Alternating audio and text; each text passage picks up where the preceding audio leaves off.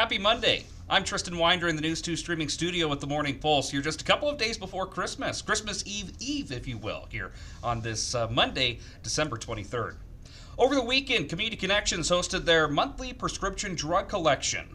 For over 15 years, this event has been the only monthly drug collection across the state, making it a way to help protect the community. You don't have to worry about, somebody breaking in and getting drugs that they shouldn't be getting. And we don't want people to throw away drugs, especially flush them down in the water, because that gets into the water system. In other news, we're learning more about Governor Jim Pillen's condition today after his office says he was bucked off a horse over the weekend. Doctors with UNMC in Omaha say the governor had several injuries, including 7 fractured ribs, an injured kidney, and bleeding in his spleen, requiring surgery to close up the wound.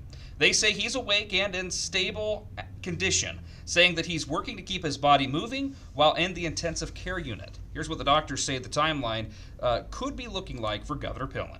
He is in our intensive care unit right now, which is our normal practice for people who have a spleen injury to that degree, as well as people with rib fractures at his age.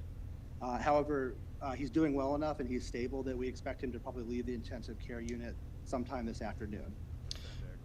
Nebraska medicine doctors say at this time no other surgeries are needed, and if recovery goes as planned, Governor Pillen could be released within the next couple of days.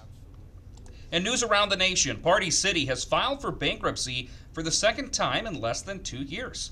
In a statement, Party City says it's filing for bankruptcy, and that's going to maximize value for its stakeholders and close in the most efficient manner.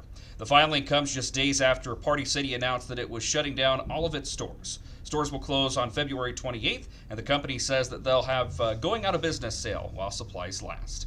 And lastly, the federal government making sure everyone buckles up. The National Highway Safety Traffic Administration finalizing a rule requiring seatbelt warnings for all seats in vehicles. The NHTSA estimates these new requirements would prevent more than 500 injuries and 50 deaths each year. According to the rule, front seat belt warning systems must be placed in for passenger cars, trucks, and most buses by September 1st, 2026.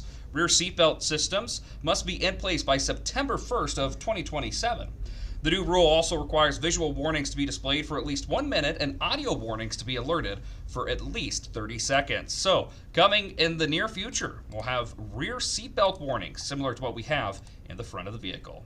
Let's get check the 7-day forecast here, especially ahead of some big weekday travel with the Christmas holiday quickly approaching. Our friends at the National Weather Service office in North Platte saying that weather looks just fine for any last-minute shopping today and tomorrow, but it's going to be a little foggy on Christmas Day.